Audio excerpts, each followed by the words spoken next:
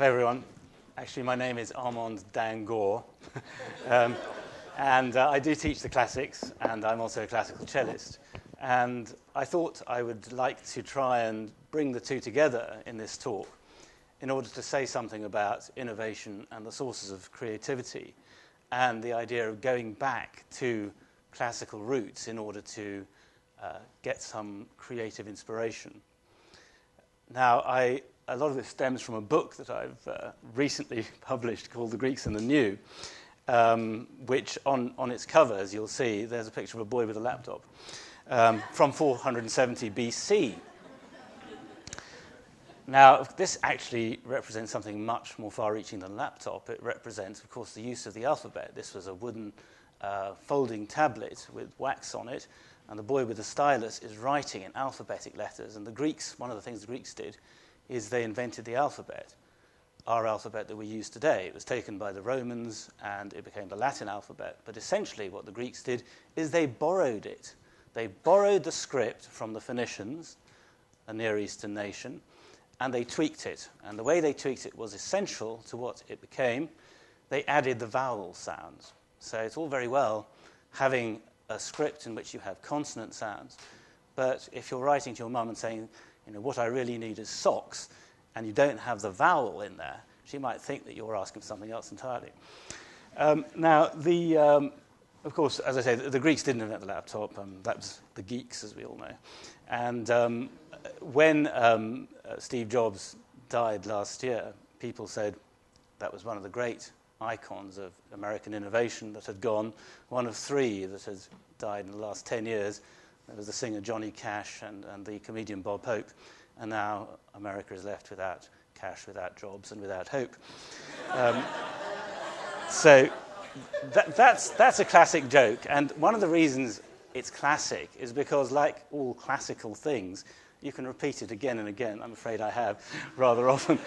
And it seems to work every time. And that's something about the classics. They're timeless. That's something about the classical literature of the Greeks and the Romans that I teach, their literature, their philosophy, their history. And it's also the case with the classical music that I have loved ever since I was very young. So what I want to do is show how some of the principles of innovation that I demonstrate in the book can be applied in our everyday life. And I've already talked about one of them, which is about repetition in a different context, leading to something new. Another, of course, would be that innovation is about doing something in ourselves that makes us feel creative. And one of the ways one does that very often is stepping back from the immediate focus and trying to switch off.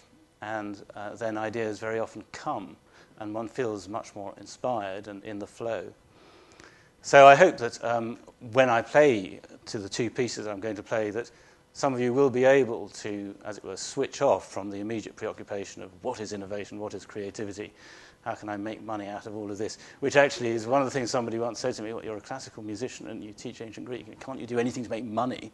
And, well, you know, money's not everything, but you know, there are other advantages. But so the switching off, the standing back, the taking a perspective, I think, is one thing that all innovators, I think, recognize. That's very often when you have your brightest and greatest inspirations, when you're not focused on the lesson in hand.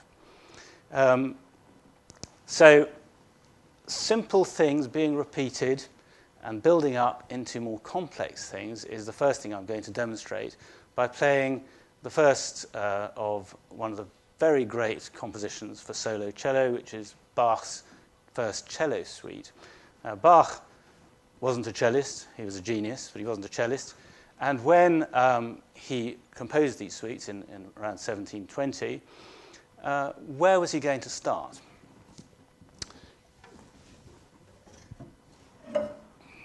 Well, here's your cello with 4 strings. Play a string somewhere in the middle, the G string. That's better. I sometimes think you should just have a competition where somebody just comes on and plays a note. First time you see it wasn't that good. This time it's getting better. It's more satisfying. No, not so good. See, just playing a note on the cello is not an easy business. I mean, I've done this for 40 years. And, you have to have the right weight, you have to have the right place on the string, you have to have the right place on the bow, the thing has to be set up right, you have to have the rosin and the weight. No, see, it doesn't work every time. There we go. So that's the competition, international competition, just one note. That note repeated, however, is the basis, is the underlying heartthrob of Bach's first suite. And he takes that note, that G, and he adds to it a sequence of very familiar harmonic changes. So you have the basic tonic, then it moves up to the so-called subdominant, then the seventh on the dominant, which of course leads back to the tonic. So this idea of starting from somewhere and moving to somewhere where it feels like you're coming home. But of course you don't just want to go back to where you started. You want to move on. He does move on, and it's not just a harmonic sequence, it's a melodic one, it's a flow in itself. And I'm pretty certain that Bach thought of his own name, and it was a pun, because Bach in German means a stream.